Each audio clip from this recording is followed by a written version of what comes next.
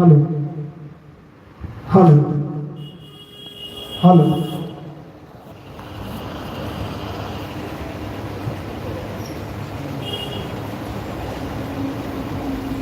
Hello hello Sahib बन सतनाम साहिब बन सतनाम साहिब बन सतनाम साहिब बन सतनाम साहिब बन सतनाम। तो आज राजसमंद में परमपिता परमात्मा के मूल ज्ञान का प्रचार होने जा रहा है। बहुत बड़े भाग हैं उन जीवों के जो इस मूल ज्ञान को अपने पूरे जीवन काल में एक बार भी सुन पाते हैं, और उससे भी बड़े भाग होते हैं उन जीवों के जो इस ज्ञान को थोड़ा सा भी समझ पाते हैं। क्योंकि सुनना आसान है, आए बैठे घंटा 2 घंटा सुन के चले गए, लेकिन इस ज्ञान को समझना बहुत मुश्किल है। जिस पर बंदी छोड़ की दया होती है, जिस पे परमपिता परमात्मा की कृपा होती है, केवल वही इस ज्ञान को समझ पाता है। नहीं तो किसी के बस की बात नहीं कि इस ज्ञान को समझ पाए। तो आज इसी मूल ज्ञान को समझाया जाएगा, बताया जाएगा, और पूरे प्रमाणों के साथ इसको सिद्ध किया जाएगा। हालांकि सिद्ध करने की जरूरत नहीं है, सत्य तो पहले से ही सिद्ध है, लेकिन ये बुद्धि जीव, जितने भी जीव बैठे हैं, ये पूरी बुद्धि ना लगाने के कारण, विवेकी ना होने के कारण ये असत्य को ग्रहण करके बैठ जाता है। तो ये सब जीवों की बुद्धि खोलने वाला सत्संग है। ये सबको बताया जाएगा प्रमाणों के साथ कि आखिर हमारे इंसान जन्म होने का लक्ष्य क्या है। अगर हम इंसान होके आए हैं इस दुनिया में, इंसान बन के आए हैं, तो कारण क्या है। जब तक इस कारण को नहीं जानेंगे तब तक इसका निवारण नहीं होगा। तो आज इसी मूल ज्ञान को अच्छे से समझाया जाएगा, ताकि हर एक जीव के ये बात समझ में आ जाए कि हमें इस दुनिया में आके करना क्या है। कोई मंदिर की तरफ भाग रहा है, कोई मस्जिद की तरफ भाग रहा है, कोई गुरुद्वारे की तरफ भाग रहा है, कोई चर्च की तरफ भाग रहा है। सब भागते ही चले जा रहे हैं, और जब तक भागते रहेंगे समझना कि ये 84 कटने वाली नहीं है, ये भागम भाग खत्म होने वाली नहीं है। हमने भागना नहीं है, हमने स्थिर हो जाना है, अचल हो जाना है। और कैसे अचल होंगे, आज के सत्संग में आपको अच्छे से समझाया जाएगा। तो आज का सत्संग शुरू करने से पहले परमात्मा के नाम पे जयकारा लगाएंगे और फिर सत्संग शुरू करेंगे। बोलिए परमपिता परमात्मा की, सतगुरु बंदी छोड़ कबीर साहेब की, सभी संतों की, सभी भक्तों की, सतगुरु मदनपति साहेब की, दीवान जवाहरपति साहेब की, सतगुरु राम सेवक साहेब की, सतगुरु विराटपति साहेब की, कलीनापुर धाम की, साहिब बंदगी सतनाम।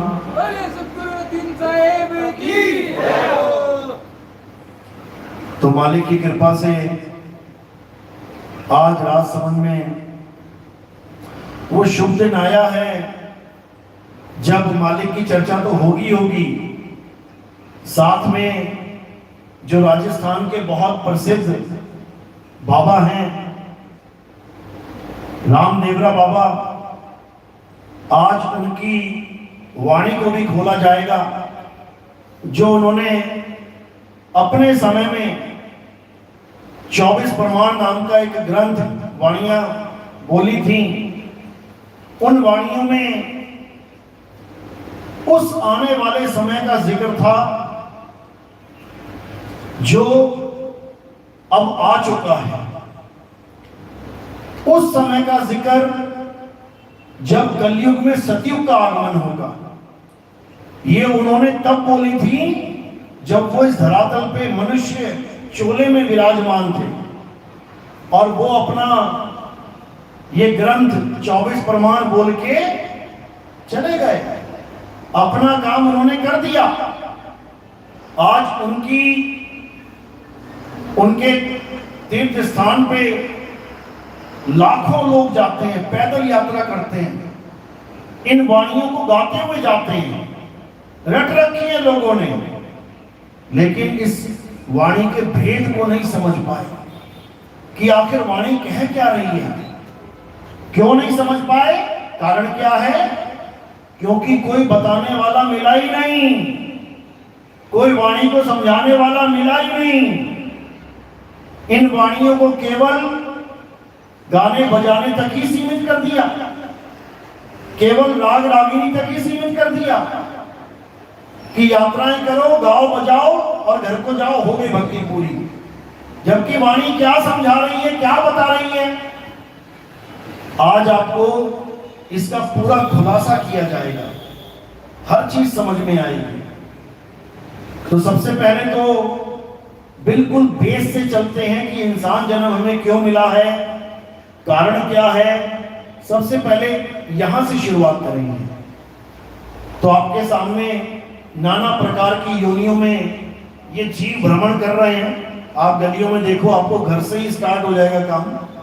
आपके घर में कितने लोग रहते हैं, आप केवल उनको गिनते हैं जो आपके माँ बाप, भाई बहन, चाचा चाची, दादा दादी। लेकिन जब आप अपने घर को गौर से देखोगे तो उसमें बहुत से जीव रहते हैं, बहुत से, जिनके नाम भी नहीं पता होंगे आपको। 10-15 छिपकलियां मिल जाएंगी, आपको नहीं पता किसका क्या नाम है। आपको मच्छर मिल जाएंगे, कॉकरोच मिल जाएंगे, चींटियां मिल जाएंगी, आपको और भी सारे जीव मिलेंगे। किसी किसी घर में छोटे छोटे बिच्छू मिल जाते हैं, सांप के बच्चे, सपोलिए मिल जाते हैं, रह रहे हैं वहां पे।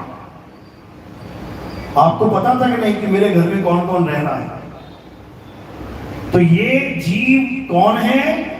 ये आप ही के भाई बहन हैं, यानी उसी परमात्मा के बच्चे हैं। क्योंकि एक परमात्मा और उसी के बच्चे सारे जीव, तो क्या रिश्ता हुआ आपस में? यही रिश्ता हुआ। अब उन्हें कॉकरोच क्यों बना दिया, उन्हें मक्खी मच्छर क्यों बना दिया, उन्हें छिपकली क्यों बना दिया, तुम्हें इंसान क्यों बनाया है? बस ये समझना है। ऐसा नहीं है कि वो हमेशा कॉकरोच मच्छर ही थे, उन्हें भी इंसान जन्म मिला था, लेकिन उन्होंने ये इंसान जन्म बर्बाद कर दिया। कैसे बर्बाद किया? सत्य को ना खोज कर आए, दुनिया में जन्म लिया, खाया पिया, स्कूल गए, बड़े हो गए, नौकरी करी, शादी करी, बच्चे किए, दादा दादी बन गए, उसके बाद चले गए।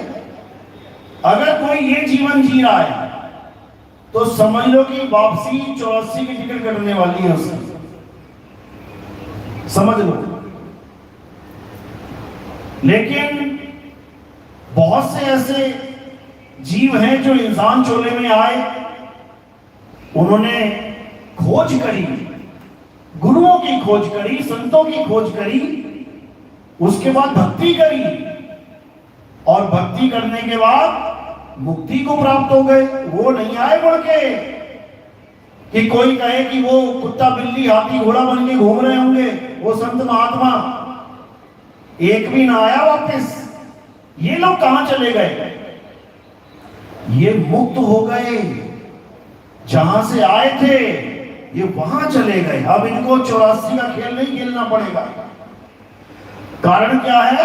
इन्होंने सत्य को परख लिया, सत्य को खोज लिया और सत्य में लीन हो गए, और बाकी सब वापस 84 में आ गए। समझो, 12वीं क्लास का बच्चा अगर पास हो जाता है, दोबारा तुम्हें 12वीं क्लास में दिखेगा नहीं। 10वीं क्लास का बच्चा 10वीं पास हो गया, दोबारा 10वीं में नहीं दिखेगा वो।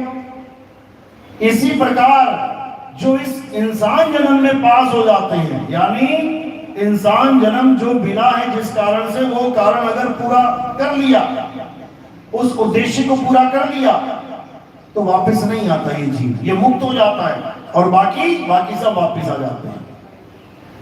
तो सबसे पहले तो हमने ये जानना है कि हमारे इंसान जन्म का मकसद क्या है।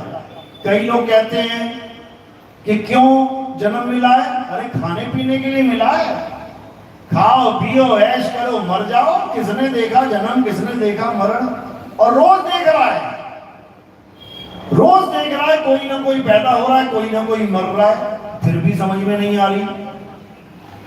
अब कोई कहता है कि इस दुनिया में क्यों आए हो? अरे इस दुनिया में हम वंश बढ़ाने के लिए आए हैं, जबकि उसे खुद नहीं पता कि उसका वंश कौन सा है, कौन सा वंश चला रहा है। वो ज्यादा से ज्यादा पिता का नाम, दादा का नाम, परदादा का नाम, लकड़दादा का नाम, अकड़दादा, बस खत्म कहानी।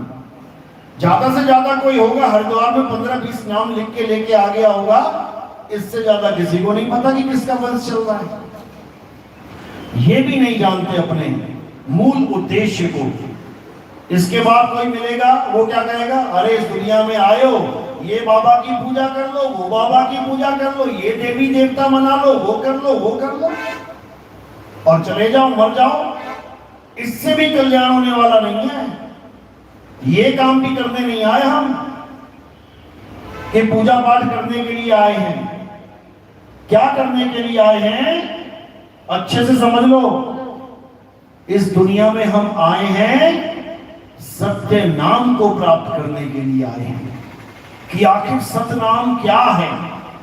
जब तक तुम्हें सतनाम नहीं पता लग गया, सतनाम का मतलब है सच्चा नाम, यानी हमारे जीवन का एक ही उद्देश्य है कि हमें सच्चा नाम मिल जाए। अब वो सच्चा नाम कहां से मिलेगा? किसी मंदिर में पड़ा है सच्चा नाम, किसी मस्जिद में है सच्चा नाम, किसी गुरुद्वारे में मिलेगा सच्चा नाम, या किसी चर्च में मिलेगा सच्चा नाम? कहीं नहीं मिलेगा। कहां मिलेगा? केवल और केवल सतगुरु के पास मिलेगा। सतगुरु के पास सच्चा नाम मिलेगा। और जो गुरु धारण नहीं करेगा वो 84 में चला जाएगा, उसको कभी मुक्ति नहीं हो सकती। तो मेन उद्देश्य हमारा है कि हमें सतनाम मिल जाए, सतनाम की प्राप्ति हो जाए। उसके अलावा जितने भी तुम्हारे रिश्ते हैं, तुम्हारे नाते हैं, कोई किसी का बच्चा बन के आया है तो अपने माँ बाप की सेवा करो, ये हमारा धर्म है। अगर कोई भाई बहन बन के आया है तो भाई और बहन का धर्म निभाओ। अगर कोई नाना नानी बन गया, दादा दादी बन गया, तो नाना नानी होने का फर्ज निभाओ, दादा दादी होने का फर्ज निभाओ। यानी इस दुनिया में तुम्हें जो भी रिश्ता मिला, जो भी तुमने रिश्तेदारी बनाई, उसको अच्छे से निभाओ। बेटा बन के आए हो, बेटे का फर्ज निभाओ, माँ बाप की सेवा करो। और माँ बाप बन गए हो तो फिर माँ बाप का फर्ज निभाओ, बेटे की सेवा करो, करनी पड़ेगी। बेटे की सेवा करते हैं सब। बच्चा पैदा होता है, कौन उसको दूध पिला रहा है? कौन उसका लेटरिन बाथरूम साफ कर रहा है? ये फर्ज है माँ का, ये पिता का फर्ज है। तो अपने सारे फर्ज निभाओ, लेकिन कोई इस गलतफहमी में मत रह जाना कि केवल माता पिता की सेवा कर लोगे तो तुम्हारी मुक्ति हो जाएगी। क्योंकि बहुत से लोग ये भी बोल देते हैं कि असली भगवान तो माता और पिता हैं, उनकी सेवा कर लो, तुम्हें किसी गुरु की जरूरत नहीं है, तुम्हें किसी मंदिर की जरूरत नहीं है, तुम्हें कुछ करने की जरूरत नहीं है, तुम्हारी मुक्ति हो जाएगी। नहीं होगी। वाणी कहती है कबीर साहब की, अरे मात पिता मिल जाएंगे 184 माही, गुरु भक्ति और भजन बंदगी ये फिर मिलेगी नहीं। यानी माता पिता मिल जाएंगे 184 माही। तुम गाय बन गए, बैल बन गए, कुत्ता बिल्ली हाथी घोड़ा बन गए, तो माता पिता तो तुम्हें वहां भी मिल जाएंगे। लेकिन कहो मुक्ति हो जाएगी?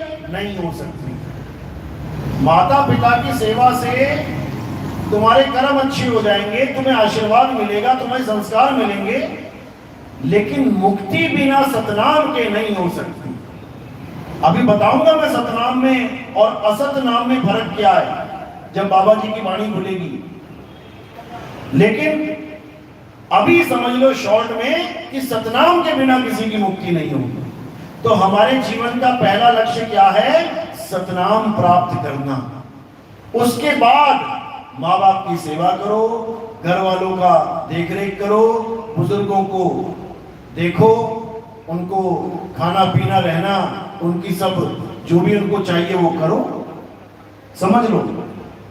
और ये भी बहुत जगह बोलने में आ जाता है कि ये जो कबीरपंथी हैं ये सब रामपाल जी के शिष्य हैं, ऐसा भी सुनने में आता है। क्योंकि मुझे ये भी बताया गया कि इस चीज को भी क्लियर कर देना कि हमारा कोई संबंध रामपाल जी के पंथ से नहीं है। कबीर साहब की फोटो लेके अगर कोई पर्चा बांट रहा है तो इसका मतलब ये नहीं कि वो रामपाल जी का ही चेला है, ऐसा नहीं है।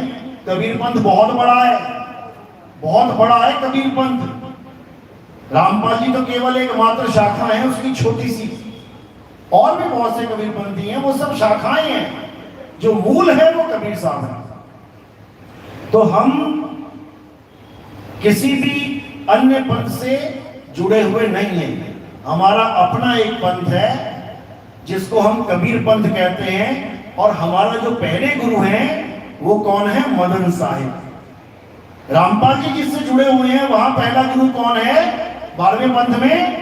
गरीबदास जी महाराज। गरीबदास जी महाराज का वंशज है ये। हम सतगुरु मदनपति साहिब के वंशज हैं। तो इस चीज को दिमाग से निकाल दो। हम लोग माँ बाप की सेवा भी करने की छूट देते हैं, करो। हम लोग माता पिता के पैर छूने की भी छूट देते हैं, छुओ, बुजुर्गों के पैर छुओ। लेकिन उस पंथ में अगर आपने गलती से भी माँ बाप के पैर छू लिए, आपने किसी बुजुर्ग के पैर छू लिए, नाम खंड हो जाता है वहां पे। तुम्हें दौड़ लग जाएगी तुम्हें नामदान सेंटर की, और वहां जाके क्या बोलोगे? गलती से मैंने माता पिता के पैर छू लिए, गुरुजी मेरा नाम खंड हो गया। बताओ, अरे ऐसा कैसा नाम है जो माँ बाप के पैर छूने से खंड हो जाए? लानत है ऐसे नाम पे। क्योंकि पहले माता पिता कौन है? हमारे गुरु हैं। हमारे जीवन का पहला गुरु कौन है?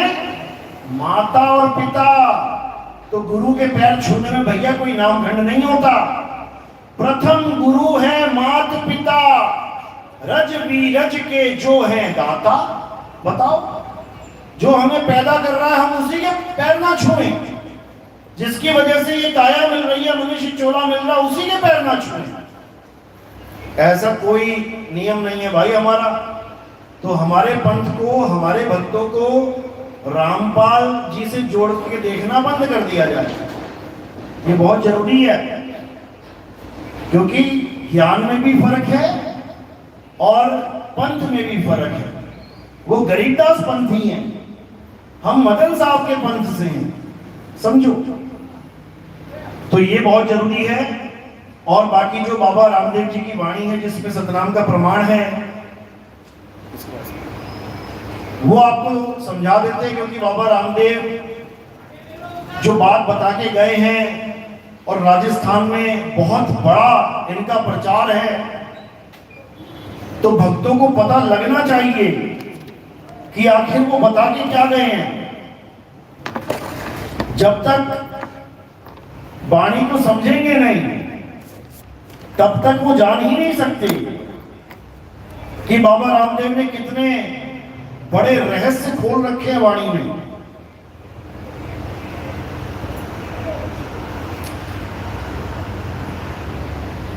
तो देखिए, सबसे पहले हम देखेंगे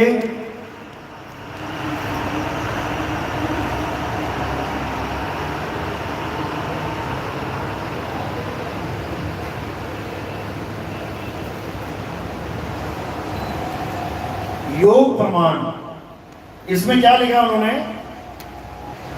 प्रमाण पूगा जगे पाया, आप में ही आप दिखाया, नेति नेति निगम गाया, ध्याया सदर दीवान हो। कह रहे हैं कि जो असली ज्ञान होगा वो क्या होगा? वो किसी मंदिर में जाना, मस्जिद में जाना, गुरुद्वारे में जाना नहीं। कहते हैं असली ज्ञान वो है जो आप में ही आप दिखाया, यानी तुम्हारा परमात्मा तुम में ही दिखा दे जो गुरु, वो पूर्ण ज्ञान है। यही कबीर साहब समझा रहे हैं। ज्यों तिल माही तेल है और ज्यों चकमक में आग, तेरा साईं तुझ में है और जाग सके तो जाग। कह रहे हैं ऐसे गुरु की शरण में मत चले जाना जो तुम्हें कहे कि परमात्मा कहाँ रहता है, स्वर्ग में रहता है, महास्वर्ग में रहता है, शिवलोक में रहता है, गोलोक में रहता है, ब्रह्मलोक में रहता है, या सतलोक में रहता है, अलग लोक में रहता है, अगम लोक में रहता है, अनामी लोक में रहता है। ये तुम्हें परमात्मा से नहीं मिला सकते। परमात्मा कहाँ रहता है? परमात्मा तुम्हारी आत्मा में रहता है। यानी ऐसे गुरु की शरण में जाना है जो तुम्हारे अंदर ही तुम्हें तुम्हारा परमात्मा दिखा दे, आत्मा में ही परमात्मा का वास करवा दे।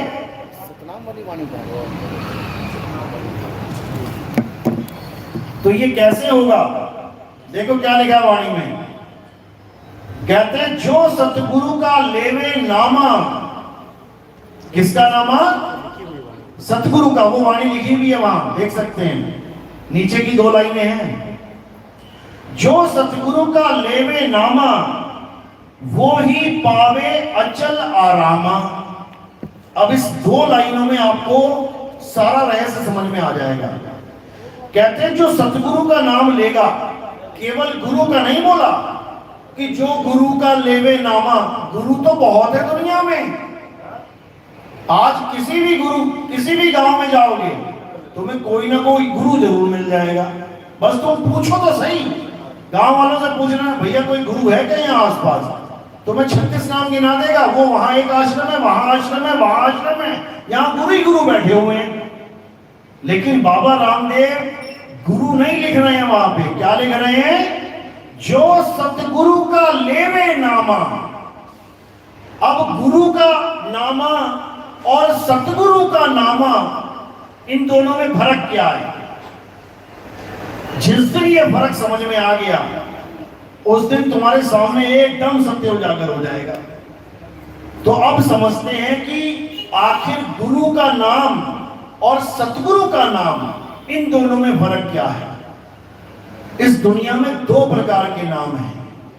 कौन कौन से? एक असत्य नाम, असत्य नाम, और एक सत्य नाम। अब असत्य नाम क्या है? जो इंसानों ने बनाए हैं, अलग अलग भाषाओं में बनाए हैं, अलग अलग अक्षरों से बनाए हैं। जैसे हिंदुओं ने, मुसलमानों ने, सिखों ने, ईसाइयों ने और भी अन्य देशों में हर इंसान ने, हर देश के इंसान ने अपनी भाषा में कोई ना कोई नाम बना रखा है। 101% मिल जाएगा तुम्हें। ये जितने नाम बना दिए, लाखों करोड़ों नाम, ये क्या कहलाते हैं? 52 अक्षरी नाम। 52 अक्षरी नाम मतलब जो 52 अक्षरों से बनाए जाते हैं। कौन कौन से 52 अक्षर? आ आ ई ई, ये हो गए स्वर, और का खा गा घा, ये हो गए व्यंजन। जब आप स्वर और व्यंजनों का जोड़ करोगे तो ये 52 गिने जाएंगे। अब इन्हीं अक्षरों के द्वारा इस इंसान ने दुनिया भर के नाम बना दिए। भारत देश में ये 52 है, हिंदी भाषा के, संस्कृत भाषा के। जब आप अंग्रेजों के पास पहुंच जाओगे तो ये कितने रह जाएंगे? अंग्रेजी भाषा में कितने अक्षर हैं? 26। अब जो हमारे 52 अक्षर हैं, हमने उन अक्षरों से भगवानों के नाम बना डाले, लाखों नाम। और जो उनके 26 अक्षर हैं, उन्होंने अपनी भाषा के बना डाले लाखों नाम। अब जो अरबी यानी मुसलमान हैं, अरबी देश वाले, उन्होंने अपनी अरबी भाषा से बना दिए हजारों नाम। परमात्मा एक है, अल्लाह एक है, वाहिगुरु एक है, गॉड एक है, लेकिन नाम उसके हजारों के हिसाब से बना दिए। किसने? इंसान ने। तो इंसान के बनाए हुए जितने भी नाम हैं वो क्या कहलाते हैं? 52 अक्षरी नाम, यानी कृत्रिम नाम, यानी नकली नाम। तो फिर असली नाम क्या है? इस असली नाम किसे कहते हैं? असली नाम उसे कहते हैं जो बनाया और बिगाड़ा नहीं जा सकता, उसको कहते हैं सतनाम। वो बनने बिगड़ने में नहीं आता, वो लिखने पढ़ने में नहीं आता। दुनिया का कोई भी नाम लिख लो तुम, उसके बाद रबड़ से उसको मिटा सकते हो। ये नकली नाम की निशानी है, कुछ भी लिख दो। और जो असली नाम जिसको सतनाम कहते हैं, वो ना तो लिखने में आता है, ना पढ़ने में आता है, और ना सुनने में आता है। उसको सतनाम कहते हैं। अब उस सतनाम की महिमा गाई जा रही है। देखो आगे क्या कहते हैं, जो सतगुरु का लेवे नामा, यानी 52 अक्षरी नाम की बात नहीं चल रही यहां पे कि हिंदू ने कोई और नाम जप लिया, मुसलमान ने कोई और लिख लिया, सिखों ने कुछ और कर लिया, ईसाइयों ने कुछ और लिख लिया, उसके बाद लड़ रहे हैं आपस में, ये वाला नाम सच्चा है, ये नाम सच्चा है, ये ना। आज एक ही धर्म के अलग अलग गुरु लड़ रहे हैं।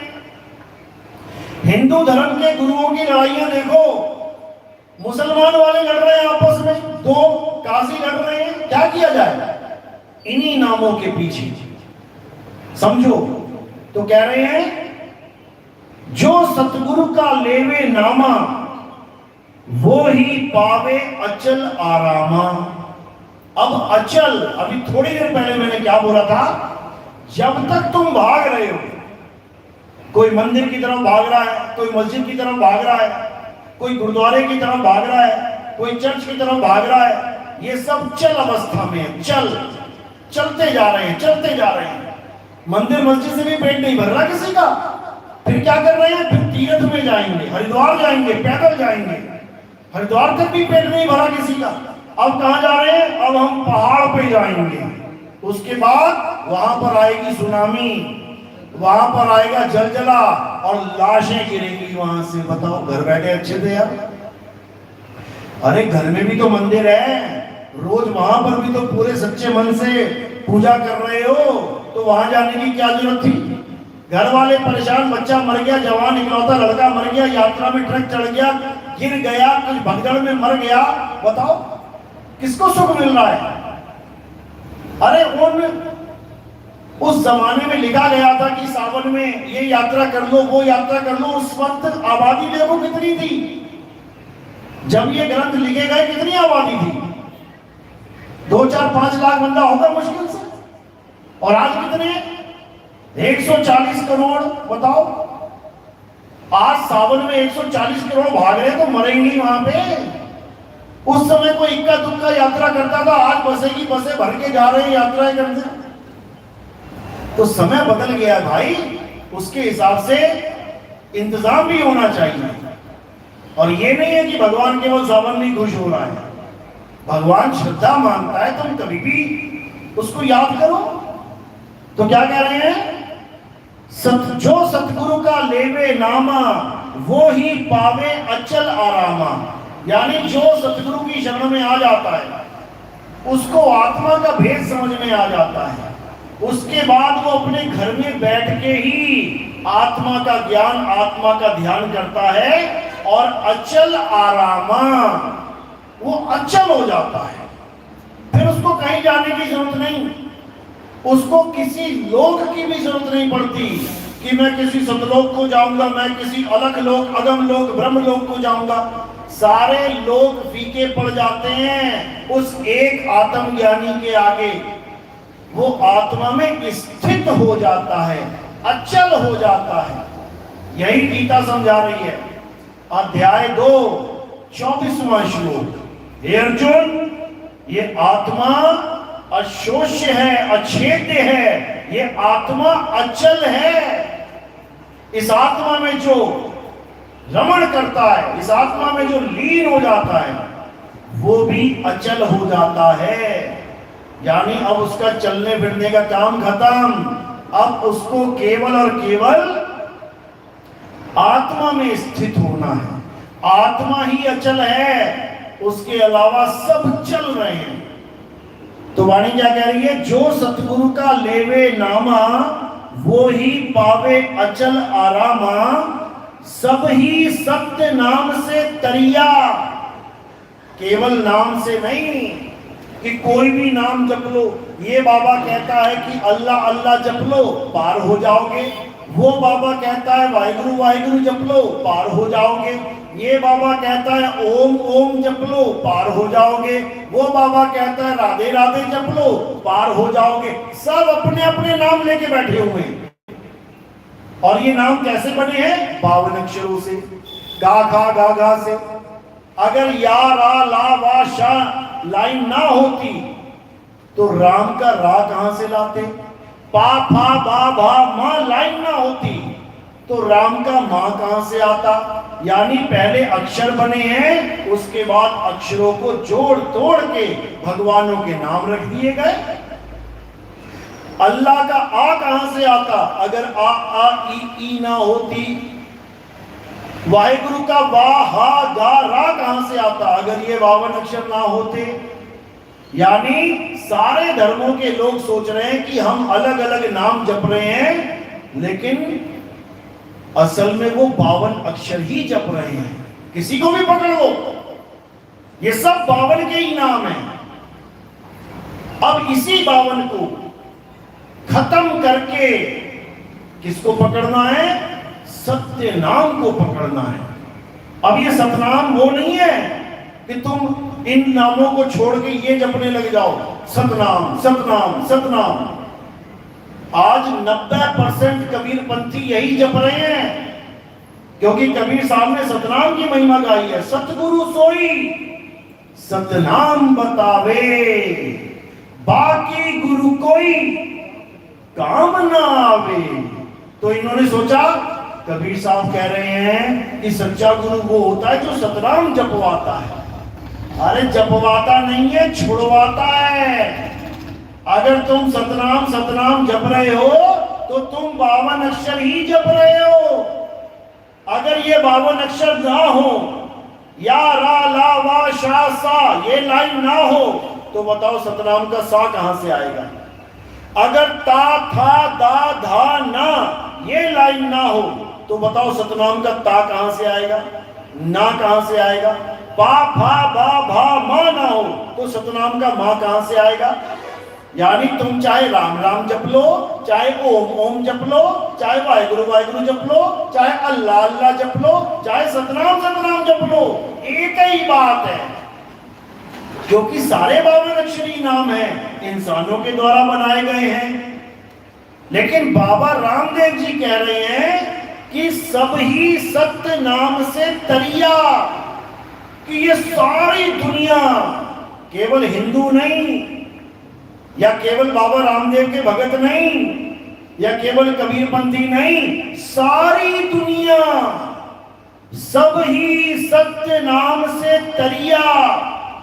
ये सब कैसे तरेंगे? सतनाम से। अब हिंदू तो चलो मान भी ले, हाँ ठीक है, हम सतनाम सतनाम जप लेंगे। मुसलमान तो कभी ना जपे सतनाम। सिख मान भी ले कि हाँ हमारी वाणी में आता है सतनाम वाहिगुरु सतनाम वाहिगुरु, हम सतनाम सतनाम जप लेंगे। ईसाई कभी ना जपे सतनाम। झगड़ा सतनाम में भी हो जाएगा, लेकिन कब? जब तुम सतनाम को 52 अक्षर मान बैठो, जपने वाला सामान मान लोगे। सतनाम कोई जपने वाली चीज है ही नहीं। तो सतनाम क्या है? कबीर साहब समझा रहे हैं, अरे सत्य नाम कोई नाम नहीं कि ये जपने बैठ जाओ तुम। सत्य नाम कोई नाम नहीं, ये है आपन रूप। और जो जाने इस भेद को पावे आप स्वरूप। जो इस भेद को जान लेगा कि सतनाम क्या है, वो अपने स्वरूप को प्राप्त कर लेगा। अपना स्वरूप यानी आपे में ही आप दिखावे, तुम्हें तुम्हारा ही स्वरूप दिखा दे, तुम्हें तुम्हारा ही स्वरूप ज्ञान करवा दे, वही सतगुरु है, वही सतगुरु है। तो कह रहे हैं सब ही सत्य नाम से तरिया, नुगरा नाम बिना ही मरिया। बिल्कुल क्लियर कर दिया कि जितने भी लोग हैं वो केवल सत्य नाम से तरेंगे और बाकी निगुरे। निगुरा कौन? जिसने कभी कोई गुरु धारण नहीं किया, उसको निगुरा कहते हैं। जो निगुरा होगा वो पक्का मरेगा। मरने का मतलब ये नहीं कि वो मरेगा और सतनाम वाला नहीं मरेगा, कि उसको गोली मार दोगे वो मर जाएगा, सतनाम वाले को गोली मारोगे वो नहीं मरेगा। मरने का मतलब ये नहीं है। मरने का मतलब समझ लो, जो निगुरा मरेगा वो बार बार मरेगा, और जो सतनाम वाला गुरुमुख मरेगा वो केवल एक बार मरेगा, और मरेगा भी दुनिया की नजरों में। अपनी नजरों में और गुरु की नजरों में वो कभी नहीं मरेगा। क्यों? क्योंकि मरने वाली चीज शरीर है, आत्मा नहीं। और सतगुरु की शरण में आके जब सतनाम का ज्ञान मिल जाएगा तो उसे आत्म ज्ञान हो जाएगा। वो आत्म ज्ञान को प्राप्त कर लेगा और वो काया रहेगा ही नहीं, वो आत्मा ही हो जाएगा। यानी अपने स्वरूप को प्राप्त कर लेगा। और एक बार स्वरूप मिल गया तो फिर वो कभी मर नहीं सकता। काया भले टूक टूक हो जाए, काया भले कट जाए, सड़ जाए, गल जाए, लेकिन आत्मा का कुछ नहीं बिगड़ने वाला। तो सतगुरु क्या करता है? सतगुरु सतनाम का भेद बताता है। सब ही सत्य नाम से तरिया, निगुरा नाम बिना ही मरिया। तो उसको आत्म ज्ञान हो जाएगा जो सत्य नाम का भेद सतगुरु से प्राप्त कर लेगा। यही कबीर साहब समझा रहे हैं। जल में मीन प्यासी, मोहे देखत आवे हांसी, आत्म ज्ञान बिना नर भटके। कभी काबा कभी काशी। काबा और काशी में क्या कर रहे हैं? हम चल रहे हैं। तो जब तक हम चल रहे हैं तब तक हम अचल नहीं हो सकते। अचल कब होंगे? जब हम अपनी आत्मा में ध्यान को धर लेंगे, तब हम अचल हो जाएंगे। गरीबदास जी महाराज समझा रहे हैं, कह रहे सतगुरु के लक्षण कहूं, अचल विहंगम चाल, हम अमरापुर ले गए ज्ञान शब्द सरघाल। कहते हैं सतगुरु के लक्षण कहूं, मैं तुम्हें सतगुरु के लक्षण बता रहा हूं। क्या है? अचल विहंगम चाल। यानी हमें ऐसा गुरु मिल जाए जो हमें अचल कर दे। विहंगम चाल यानी डायरेक्ट भक्ति बता दे, सीधे आत्मा को कैसे ध्याना है। कोई नाम वाम जपाने का चक्कर न डाल दे कि बेटा ये नाम जप लो, बेटा वो नाम जप लो, इसको जपते रहो सारी उम्र। जो नाम जपने के लिए गुरु दे दे और ये कह दे बेटा सारी उम्र जप लेना, उसने तुम्हें अटका दिया 52 अक्षरों में।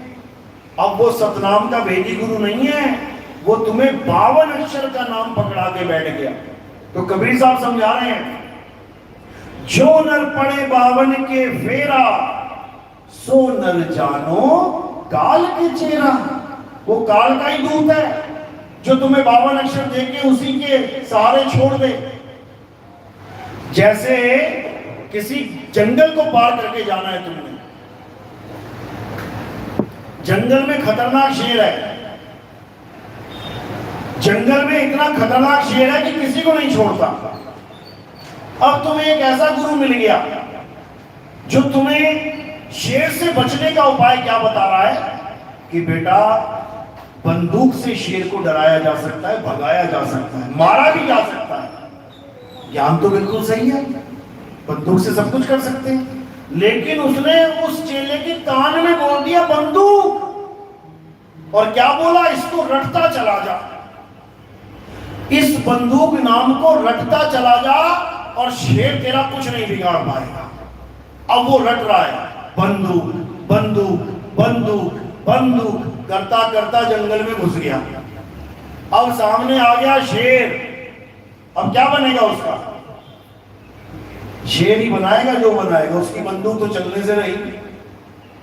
अब एक चेला ऐसा है जिसको उसके गुरु ने क्या बोला, बेटा जंगल में शेर है और जाना भी जरूर है पार करके, ये पकड़ बंदूक। यानी उसको एक वस्तु पकड़ा दी अब जो उसके पास वस्तु है उसका उसको ज्ञान हो गया कि ऐसे ऐसे ऐसे करके बंदूक चलती है, अब मुझे इसका नाम नहीं जपना है। एक बार भी नाम नहीं जपा उसने, बिना नाम जपे पूरा जंगल पार कर रहा है, और रास्ते में शेर आया तो गोली मार के भगा दिया, मार दिया। अब ये दोनों गुरु के दोनों चेले शुरू में यही सोच के गए हैं कि मेरा गुरु तो पूरा है। वो मंत्र वाला भी चेला यही समझ के गया जंगल में कि मेरा गुरु पूरा है और मुझे बिल्कुल सही ज्ञान दिया है इसने, बंदूक से ही शेर को मारा जा सकता है। लेकिन बंदूक नहीं पकड़ाई, यानी वस्तु का ज्ञान नहीं दिया, वस्तु का नाम पकड़ा दिया। और दूसरे वाले को वस्तु का ज्ञान दे दिया, नाम छुड़वा दिया, कुछ नहीं जपना है। बस यही फर्क है सतगुरु और असतगुरु में। जो तुम्हें नाम दान में 52 अक्षरों से बना हुआ नाम पकड़ा दे और कहे बेटा इसको अंत समय तक रटते रहना, ये भगवान का प्रभु का नाम है, बस समझ जाना कि अब शेर तुम्हारे सामने आएगा तो तुम्हें यही अक्षर बोलने पड़ेंगे, होने वाला कुछ नहीं है। लेकिन जो सतगुरु होता है वो वस्तु का ज्ञान करवाता है। कौन सी वस्तु? वो कोई कागज कलम दवात नहीं पकड़ा देगा वस्तु के नाम पे। वो क्या पकड़ाएगा तुम्हें? वो तुम्हारी ही आत्मा का ज्ञान तुम्हें करवाएगा, क्योंकि तुम्हारी वस्तु तुम्हारे पास है। कबीर साहब समझा रहे हैं, अरे वस्तु कहीं और ढूंढे कहीं, कैसे लागे हाथ, और गुप्त वस्तु तब मिले, भेदी लीजिए साथ, भेदी लीना साथ में, और दीनी वस्तु लखाए, अरे कोटि जन्म का पंथ था, पल में पहुंचा जाए। यानी तुम्हें तुम्हारी ही वस्तु का ज्ञान करवा दिया जाएगा, यानी तुम्हें तुम्हारी ही आत्मा का ज्ञान करवा दिया जाएगा, तुम्हारे ही सत्य स्वरूप का बोध करवा दिया जाएगा। उसके बाद तुम उस अवस्था को प्राप्त कर लोगे जिसको आत्म ज्ञानी प्राप्त करते हैं। यानी अब तुम्हें किसी नाम की जरूरत नहीं है, बस इतना ही भेद है। तो इसी को बाबा रामदेव कह रहे हैं कि केवल नाम से कुछ नहीं होगा, कि तुम ये नाम जप रहे हो, तुम वो नाम जप रहे हो, तुम वो नाम, ये सब झूठे नाम हैं। सच्चा नाम क्या है? सच्चा नाम आत्म ज्ञान है, समझ लो। तो कह रहे हैं सभी सत्य नाम से तरिया, नुगरा नाम बिना ही मरिया। निगुरा अपने बनाए हुए, इंसानों के बनाए हुए नाम जपता चला जाएगा और घनघोर जंगल में पहुंच के मारा जाएगा। तो कबीर साहब इन दोनों अक्षर यानी दोनों नामों का भेद बताते हुए क्या कहते हैं? गुरु ग्रंथ साहब में वाणी है उनकी, कहते हैं 52 अक्षर जोरे आन, सक्या न अक्षर एक पहचान। यानी ये इंसान क्या करके बैठ गया भगवान के नाम पे? 52 अक्षरों को लेके बैठ गया। किसी ने हिंदी के बना लिए, किसी ने पंजाबी के बना लिए, किसी ने उर्दू फारसी के बना लिए। 52 अक्षर जोड़े आन, सक्या न अक्षर एक पहचान। यानी केवल एक अक्षर को जानना था, उसको तो जान नहीं पाया, ये 52 की बारात लेके बैठ गया। अब इन्हीं 52 से क्या क्या बना डाला? ये सारे ग्रंथ 52 से बना डाले। कौन सा ग्रंथ ऐसा है जो अक्षरों से नहीं बना? क्या गीता में अक्षर नहीं लिखे हैं? लिखे हैं। क्या वेदों में अक्षर नहीं लिखे हैं? लिखे हैं। क्या कुरान में अक्षर नहीं लिखे हैं? लिखे हैं।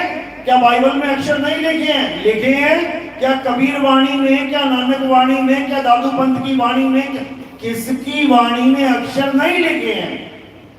सारे ग्रंथों में अक्षर ही लिखे हैं।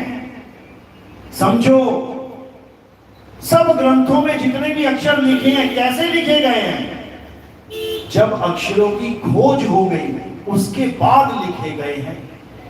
अगर ये इंसान अक्षर ही नहीं खोजता, इस जीवन में कोई अक्षर ही नहीं होता, तो बताओ कौन सा ग्रंथ होता?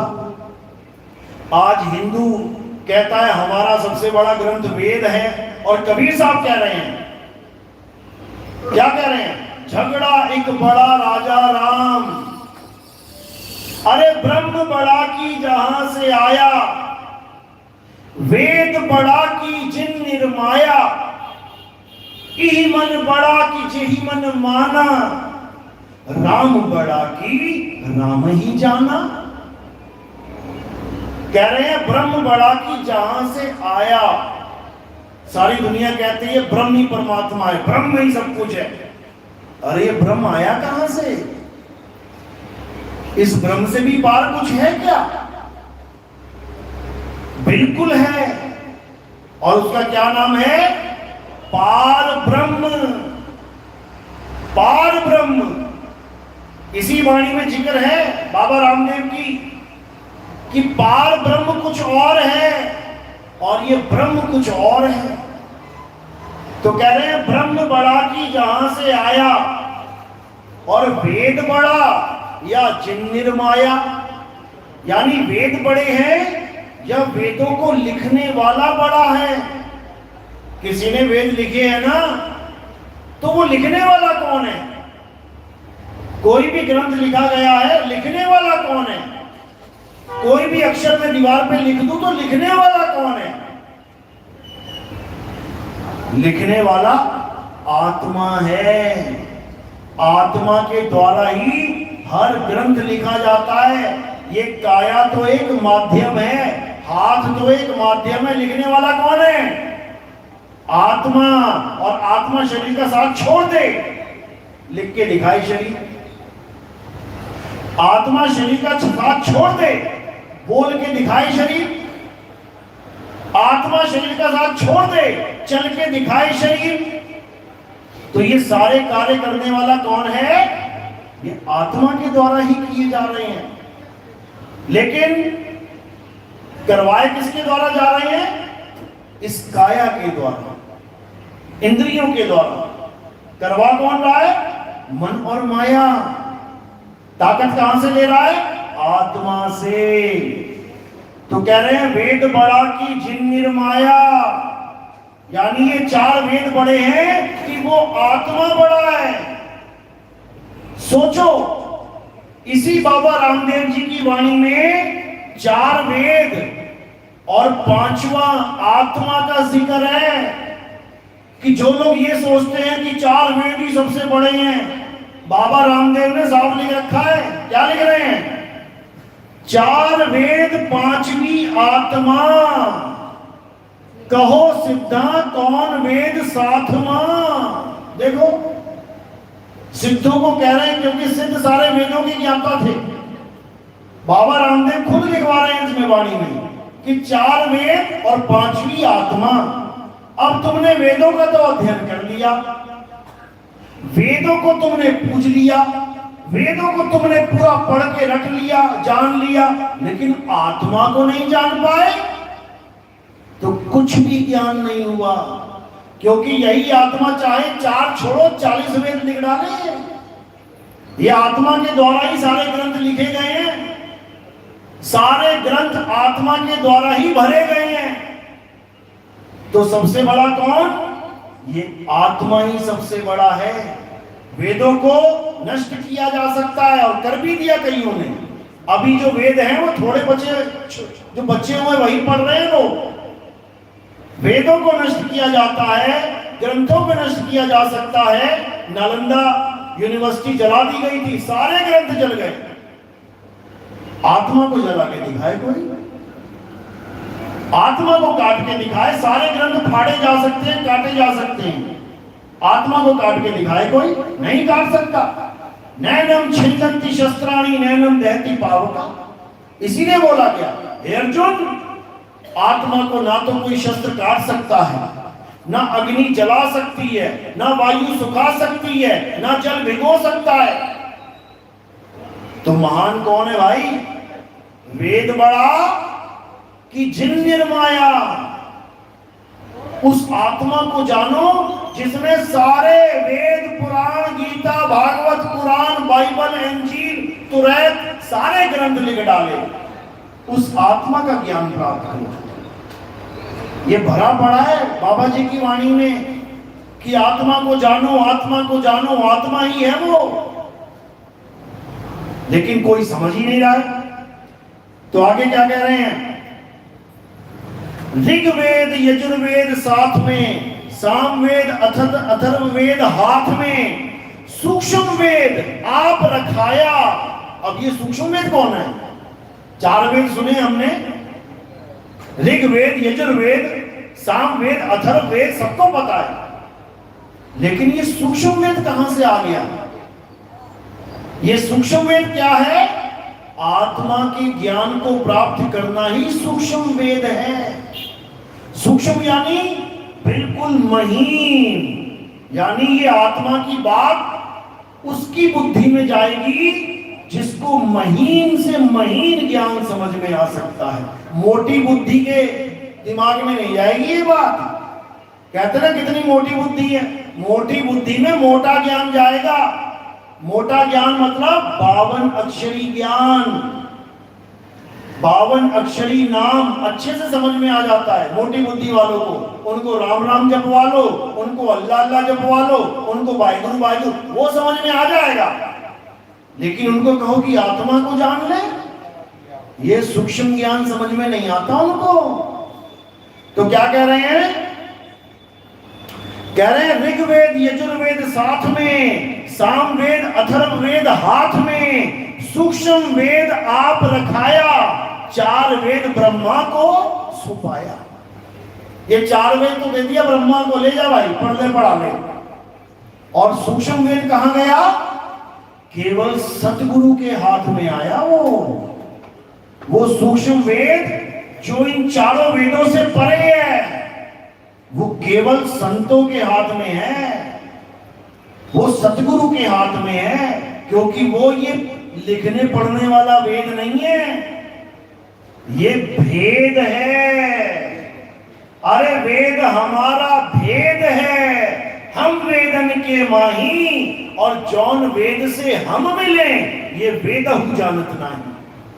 कहते हैं 4 वेद नहीं जानते कि परमात्मा कैसे मिलेगा। ये केवल सतगुरु बताता है कि परमात्मा कैसे मिलेगा। तो कबीर साहब क्या बोल रहे हैं? जब लगना चीनोगे आत्म, तब लगना मिली है परमात्म। आत्म चीने परमात्म चीने, संत कहावे सोए, और यह भेद काया से न्यारा, पूज्य बिरला कोई। कहते काया से न्यारा भेद है ये। और वेद किसके द्वारा लिखे जाते हैं? काया के द्वारा। सारे वेद पुराण, गीता भागवत कुरान बाइबल गुरु ग्रंथ साहब काया के द्वारा लिखा जा सकता है और काया के द्वारा मिटाया भी जा सकता है। लेकिन जो आत्मा का ज्ञान है वो किसी कागज कलम से लिखा ही नहीं जा सकता, वो 52 अक्षरों से लिखा ही नहीं जा सकता। गरीबदास जी महाराज समझा रहे वाणी में, अरे 52 अक्षर लेख राम रंग होरी हो, वो अक्षर यामे नाही राम रंग होरी हो। अरे कागज कलम कलेस राम रंग होरी हो, वो रहा शेष का शेष राम रंग होरी हो। यानी ये कागज कलम से लिखे जाने वाले नाम कलेश हैं, तुम्हारे जीवन में कलेश कर देंगे। क्यों? क्योंकि सारी उम्र जपते रहोगे और जब काल भगवान आएगा, यमराजा आएगा, तो ये फेल हो जाएंगे। यानी तुम्हें एक ऐसी बुलेट प्रूफ जैकेट पहना दी जो नकली है और तुम पहन के आ गए मैदान में, अब चल रही हैं गोलियां तो छेद छेद के निकल रही हैं तुम्हें। यानी नकली ज्ञान पकड़ा दिया तुम्हें, 52 अक्षर का ज्ञान पकड़ा दिया। तो कबीर साहब यही समझा रहे हैं, 52 के जंजाल में अरे फंस गया ये संसार, सिमरन 52 का करे कैसे लागे पार। जिसको देखो कोई ना कोई नाम लेके बैठा है, अपने अपने धर्म का, अपनी अपनी भाषा का नाम लेके बैठा है, और आत्मा का कोई ज्ञान ही नहीं है। अध्याय 3 17वां श्लोक गीता पढ़ो, क्या कह रहे हैं? अध्याय 3 17वां श्लोक, हे अर्जुन, जो इंसान अपनी आत्मा में रमण करते हैं, जो अपनी आत्मा में तृप्त हैं, जो अपनी आत्मा में संतुष्ट हैं, उनके लिए कोई धार्मिक कर्म कर्तव्य लागू ही नहीं होता। यानी उसको सारी उम्र किसी मंदिर जाने की जरूरत नहीं, किसी पूजा पाठ को करने की जरूरत नहीं, कोई हवन यज्ञ, कोई गीता वेद पढ़ने की जरूरत नहीं, कोई तीर्थ स्थान जाने की जरूरत नहीं। अब सब लोग क्या कहेंगे, अरे ये तो नास्तिक हो जाएगा। अगर ऐसा कोई आदमी गांव में हो जो मंदिर नहीं जाता, मस्जिद नहीं जाता, गुरुद्वारे नहीं जाता, चर्च नहीं जाता, पूजा पाठ नहीं करता, हवन यज्ञ नहीं करता, नाम नहीं जपता, माला नहीं फेरता, उसको क्या कहेंगे लोग, अरे ये तो नास्तिक हो गया, ये तो नास्तिक हो गया, ये तो भगवान को मानता ही नहीं है, ये तो भैरव बाबा को मानता ही नहीं है, ये बाबा बालकनाथ को मानता ही नहीं है, ये शंकर जी को मानता ही नहीं है, राम जी को मानता ही नहीं है, ये तो नास्तिक हो गया। वो नास्तिक नहीं हुआ, वो सच्चा सनातनी हो गया, क्योंकि अब वो उसको मानता है जिसका कोई आदि और अंत नहीं है। और गांव वाले किसको मान रहे हैं, जो कलयुग में पैदा हुआ, जो द्वापर युग में पैदा हुआ, जो त्रेता युग में पैदा हुआ, जो सतयुग में पैदा हुआ, जो तलवार से कट सकता है, बाण से छिन सकता है, पानी निकाल सकता है, सारा गांव उसकी पूजा कर रहा है। और वो अकेला आदमी किसकी पूजा कर रहा है, सत्य सनातन धर्म की पूजा कर रहा है। वो अकेला आदमी, गीता पढ़ो, उन लोगों का भी जिक्र है जो देवी देवताओं की पूजा कर रहे हैं। क्या बोला उनको, अध्याय 7 23वां श्लोक पढ़ो, क्या कह रही है गीता, हे अर्जुन, जो दुनिया के भोगों के कारण, यानी मुझे ये गाड़ी मिल जाए, मुझे नौकरी मिल जाए, मुझे लड़की मिल जाए, शादी कर लूं, मेरे बच्चे हो जाएं, मेरा पोता नहीं हो रहा, मेरी पोती नहीं हो रही, ये मांगने के लिए जो देवी देवताओं के मंदिरों में जाते हैं, क्या लिखा उनके लिए, हे अर्जुन, देवी देवताओं की शरण में जाने वाले जितने भी जीव हैं, ये अल्प बुद्धि जीव हैं। अल्प बुद्धि यानी कम अकल के लोग हैं। देवताओं की पूजा करने वाले देवलोक को जाते हैं, पितरों की पूजा करने वाले पितरलोक को जाते हैं, भूत प्रेतों की, चंडालों की पूजा करने वाले भूत प्रेत चंडालों के लोक में जाते हैं। लेकिन मेरी पूजा करने वाले मेरे लोक को आते हैं। मेरी पूजा करने वाले का मतलब ये नहीं कि देवी देवताओं को छोड़ के कृष्ण जी की मूर्ति पूजने लग जाओ। कृष्ण जी बिल्कुल स्पष्ट बताते हैं कि मेरी पूजा वो कर सकता है जो गुरु के पास जाके मेरा ज्ञान प्राप्त करे। कहां लिखा है ये, अध्याय 4 34वें श्लोक में देखो क्या लिखा है, हे अर्जुन, अगर तुम सत्य को प्राप्त करना चाहते हो, यानी अगर तुम मुझे प्राप्त करना चाहते हो, अभी जो शरीर दिख रहा है देख के ये मत समझ लेना कि मुझे प्राप्त कर लिया तुमने। तुम मुझे जान ही नहीं सकते मैं कौन हूं, क्योंकि मैं अपनी माया के पीछे छुपा रहता हूं। यानी माया मतलब काया, इस काया के पीछे कौन छुपा रहता है, आत्म तत्व। हर काया में आत्मा विराजमान है, लेकिन छुपी हुई है, दिखाई कौन दे रहा है, शरीर। शरीर क्या है, माया। जो बदलता है वो माया कहलाता है। जब पैदा हुए 6 इंच के थे, धीरे धीरे धीरे धीरे बड़े होते होते 6 फुट के हो गए। ये माया है। इस माया के पीछे तुम छुपे हुए हो, तुम्हें भी कोई देख नहीं सकता। जब तुम शरीर छोड़ के जाते हो क्या कहते हैं, मेरा पिताजी शरीर छोड़ के चला गया। तुमने देखा क्या जाते हुए? जब पिताजी शरीर छोड़ के जा रहे थे तुमने देखा पिताजी कैसे थे? अरे तुम शरीर को पिताजी मानते रहे, जबकि पिताजी कौन है? पिताजी जीव है। जीव पिताजी है, शरीर नहीं है। शरीर में तो जीव रहता है। तो इसी प्रकार हे अर्जुन, अगर कोई मुझे प्राप्त करना चाहता है, मुझे जानना चाहता है, तो वो कहां जाए? वो तत्वदर्शी संत की शरण में जाए। वो किसी नाम जपवाने वाले की शरण में मत चला जाए कि राधे राधे जप के, राम राम जप के, हरे कृष्णा हरे राम जप के मुझे प्राप्त किया जा सकता है। कभी नहीं, कभी नहीं, क्योंकि मैं राम और कृष्ण नहीं हूं। मैं राम और कृष्ण नहीं हूं। ये तो मैंने एक पार्ट अदा किया त्रेता में, द्वापर में। मैंने तो मछली का भी पार्ट अदा किया था, मत्स्य अवतार। तो क्या मैं मछली हो गया? मैंने तो कछुए का भी पार्ट अदा किया था, कुरुम अवतार। तो क्या मैं कछुआ हो गया? मैंने तो वरा यानी जंगली सुअर का भी पार्ट अदा किया था, जब पृथ्वी को अपने दांतों पे रख के लेके आया था। तो क्या मैं वरा हो गया? अरे मैंने तो मोहिनी का भी रूप धारण करके राहु की गर्दन काटी थी। तो क्या मैं औरत हो गया? अरे मैंने भस्मासुर को भी औरत का रूप धारण करके मारा था। तो क्या मैं औरत ही हो गया? जब मैं औरत नहीं हुआ, जब मैं मछली नहीं हुआ, जब मैं वरा नहीं हुआ, मैं कछुआ नहीं हुआ, तुमने कैसे मान लिया कि मैं राम और कृष्ण हूं? अरे मैं परशुराम भी हूं, मैं वामन अवतार भी हूं, मैं नरसिंह अवतार भी हूं। तुमने कैसे केवल दो नामों को पकड़ लिया, हरे कृष्णा हरे राम, हरे कृष्णा हरे राम? ये तो मेरी लीला के छोटे से पार्ट हैं। मैं नरसिंह भी हूं, मैं वामन भी हूं, मैं परशुराम भी हूं, मैं बुद्ध भी हूं, और मैं कल्कि भी हूं। तो तुम केवल हरे कृष्ण हरे राम पकड़ के क्यों बैठ गए?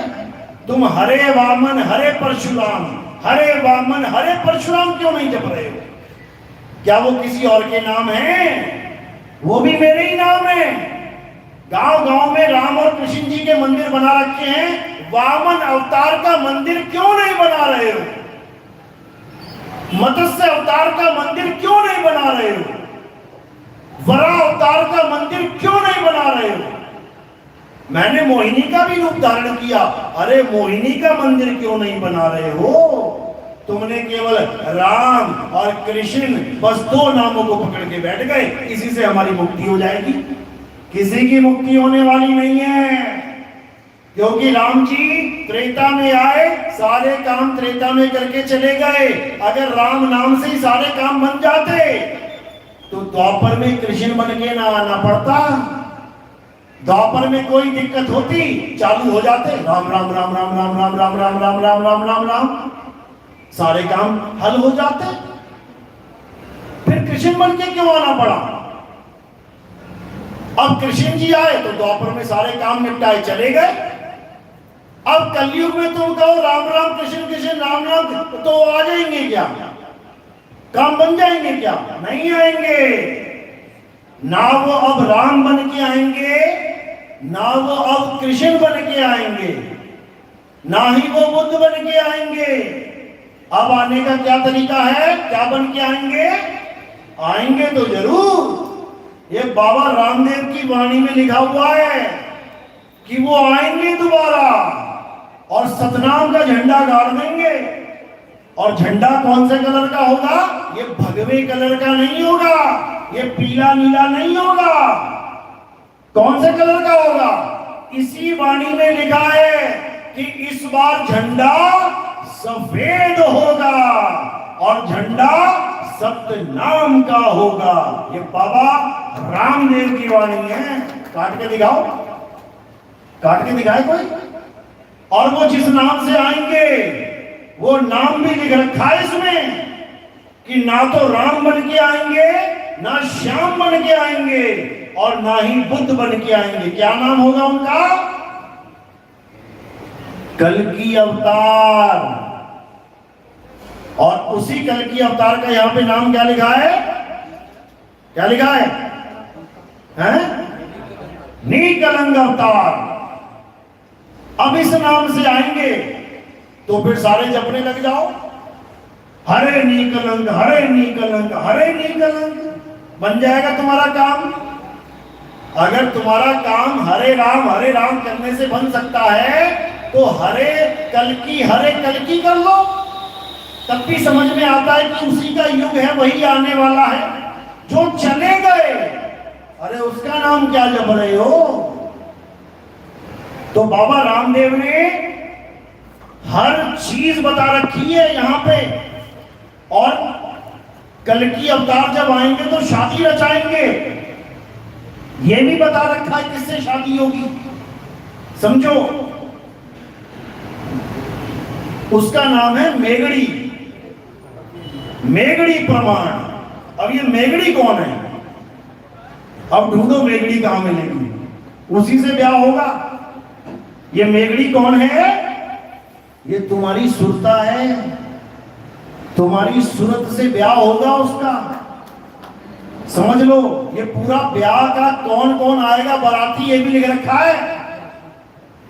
ब्याह भी लिख रखा है, बाराती भी लिख रखा है। और जो हरि यानी कल की अवतार कहां से आएंगे वो भी बता रखा है, कहां से आएंगे। हरि आए हरियाले से। हरियाणा यानी वो हरियाणा बना दिया उन्होंने, हरियाले को हरियाणा बना दिया। ये रामपाल जी महाराज के चेले दिखाते हैं, बाबा रामदेव की वाणी देखो, लिखा है हरि आए हरियाणे से, उसमें लिखा है हरियाले। हरियाले यानी जो हरि का असली वास है, उसका नाम है ये, उस अचल धाम का नाम है ये हरियाले। वहां से चल के हरि आएंगे और इस मेघड़ी से ब्याह कराएंगे, यानी सुरता से शब्द का ब्याह हो जाएगा। ये इसमें सारा ब्याह लिख रखा है, पढ़ोगे तो सब समझ में आएगा।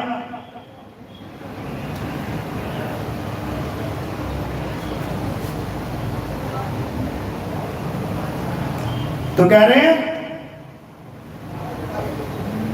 गणपत स्वामी सूंड हिलावे,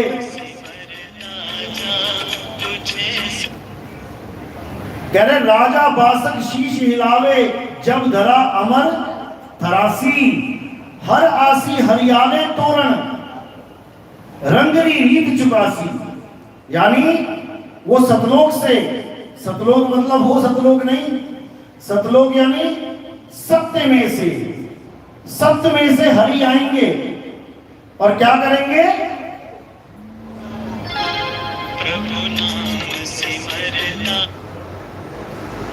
हर आसी हरियाले तोरण, रंगरी रीत चुकासी, सुंदर खाती अगम भाषिया, युग चौथे में होसी। यानी चौथे युग में जब हरि आएंगे तोरण लेके, और तोरण कौन सा होगा? ये अमर तोरण होगा, अमर तोरण। आगे क्या कह रहे हैं? कह रहे घर ऋषियां के सही मांडवे, तकत विराजे बाबो रहो रहमान, घर मेघा के हरिया तोरण अमर बंधावा। यानी ये सुरता की जब शादी होगी शब्द गुरु से, तो ये अमर तोरण हो जाएगा, यानी वो कभी विनाशेगा ही नहीं, उसका विनाश हो ही नहीं सकता। अमर पति मिल जाएगा, अमर खसम मिल जाएगा, उसके बाद कभी ये विधवा नहीं होगी, इसके बाद ये सदा सदा के लिए अमर हो जाएगी। तो बाबा रामदेव की वाणी में बहुत सी ऐसी भेद की बातें लिखी हैं, मैं सत्संग बनाऊंगा इसके ऊपर, तब आपको समझ में आएगा। उसमें आप देखेंगे कि हर बात इस काया के ऊपर फिट हो जाएगी। ये 5 पांडव बैठेंगे, पहाड़ पे चढ़ेंगे, इस सारा को समझ में आएगा। बाबा की वाणी में एक एक बात रहस्यमय वाणी छुपी हुई है। तो मेन मुद्दा ब्याह का है कि ये ब्याह जब होगा तब समझो कि अब तुम्हारी मुक्ति हो जाएगी, जब तुम्हें खसम मिल जाएगा। खसम भी कैसा? अविनाशी खसम।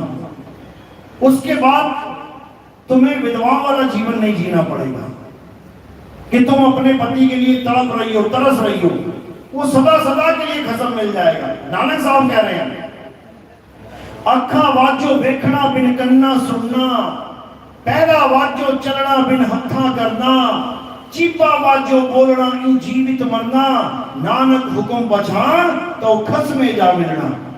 कि तब तुम खसम में जाके मिल जाओगे जब उस गुरु का ज्ञान प्राप्त करोगे जो आंखों से, कान से, इंद्रियों से न्यारा है। यही मलूक साहब कह रहे हैं, और दास मलूक सलूक कहते हैं, खोजो खसम कबीर चकोरे मन केवल नाम कबीर। तो खसम कौन है? शब्द गुरु ही खसम है, निकलंक अवतार ही खसम है। और कोई भी निकलंक अवतार को ये मत समझने लग जाना कि वो घोड़े पे बैठ के आएंगे, सफेद घोड़े पे तलवार लेके आएंगे। ये सांकेतिक ज्ञान है। यानी कल की अवतार जब आएंगे तो क्या करेंगे? बुद्धि के घोड़े और विवेक की तलवार लेके आएंगे। यानी हर भेद को समझा के, सारे गुप्त ज्ञान को परखा के परखाएंगे। वो सारा ज्ञान परखा के सत्य का निबेड़ा करके उसके बाद वो तुम्हें कल की ही बना देंगे। क्योंकि सुरत समाये शब्द में वाको काल न खाए। उसके बाद तुम्हारा जन्म मरण खत्म। गुरु तुम्हें अपने जैसा बना लेगा। गुरु को कीजिए दंडवत और कोटि कोटि प्रणाम। कीट न जाने भृंग को गुरु कर ले आप समान। फिर गुरु तुम्हें अपने समान कर देगा। फिर तुम्हारा आना जाना सदा के लिए खत्म। तो ये वो समय आ गया मेरे भाइयों, जब निकलंक अवतार, यानी वो ज्ञान जिसमें कोई कलंक नहीं है। क्यों? क्योंकि वो शरीर का ज्ञान है ही नहीं।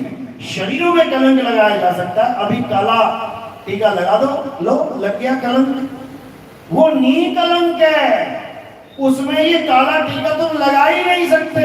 कहां नहीं लगा सकते? आत्मा में नहीं लगा सकते। आत्मा में कलंक लग ही नहीं सकता। कलंक को दाग भी कहते हैं। यानी आत्मा दाग में आती ही नहीं है। अरे 4 दाग से सतगुरु न्यारे, अजरो अमर शरीर। ये शरीर नहीं है उसका, पंच भौतिक शरीर। अजरो अमर शरीर किसके लिए बोला गया है? आत्मा के लिए। 4 दाग से सतगुरु न्यारे, अजरो अमर शरीर। और कोई गाड़े कोई अग्नि जलावे, खोज न पाया शरीर। जपोरे मन केवल नाम कभी। तो इसी निकलंक अवतार का अब समय आ गया है, जब पूरे विश्व में निकलंक अवतार का ही ज्ञान चलेगा। आज तक जितने ब्राह्मण बोलते थे कि कल की अवतार आएंगे, 4,32,000 साल के बाद आएंगे, आज यूट्यूब भर गया उनकी वाणियों से कि कल की अवतार आ चुके हैं, वो पैदा हो चुके हैं, जन्म ले चुके हैं। अब कहां चला गया तुम्हारा ज्ञान? अब कहां चला गया तुम्हारा भविष्य पुराण, जिसमें बोला गया है कि कलयुग के अंत में वो आएंगे। कलयुग तो 4,32,000 साल का है। अब तुम्हारा भविष्य पुराण झूठा पड़ गया कि 5,000 साल बीते और कल की अवतार आ गए। ये मैं उनकी बात कर रहा हूं जो मठों के मठाधीश हैं। ये उनके वचन बता रहा हूं मैं। यूट्यूब भर गया है कल की अवतार, कल की अवतार, कल की अवतार बोल बोल के, क्योंकि वो आ चुके हैं। समझो, वो आ चुके हैं और अपना काम कर रहे हैं वो, लेकिन तुम्हें नजर नहीं आ सकते। क्यों? क्योंकि वो इन आंखों से दिखते ही नहीं है। उनको इन आंखों से कोई देखा ही नहीं सकता। उनको कैसे देख सकता है? केवल ज्ञान आधार से देखा जा सकता है। यही कृष्ण जी समझा रहे हैं, हे अर्जुन, तू मेरे उस रूप को इन आंखों से नहीं देख सकता। अब जो दिव्य दृष्टि दी गई है वो अधूरी दिव्य दृष्टि थी। अधूरी क्यों थी? क्योंकि उस दृष्टि से क्या दिखाई दिया? बड़े बड़े शरीर दिखाई दिए। अर्जुन को जो दिव्य दृष्टि मिली उससे क्या दिखा? बड़े बड़े शरीर दिखाई दिए। और वो शरीर क्या करने लगे? बड़े बड़े जबड़े खुलने लगे। बड़े बड़े जबड़े खुले और क्या हुआ? उन जबड़ों के अंदर लोग जाने लगे। सारी दुनिया के लोग उड़ते हुए उन मुखों में जाने लगे और वो सबको चबा रहे हैं। यानी अर्जुन को जो दिव्य दृष्टि मिली वो दिव्य दृष्टि भी केवल शरीर तक सीमित थी। शरीर तो दिखाई दिए अर्जुन बता रहा है क्या दिख रहा है, बड़ी बड़ी आंखें, बड़े बड़े दांत, हजारों लाखों शरीर सामने खड़े हो गए। आत्मा का तो जिक्र ही नहीं है कहीं कि आत्मा दिखाई दे गई। तो सोचो, कृष्ण जी के द्वारा दी गई दिव्य दृष्टि भी आत्मा को नहीं देख सकती, तो नीकलंक अवतार को कहां से देखेगी?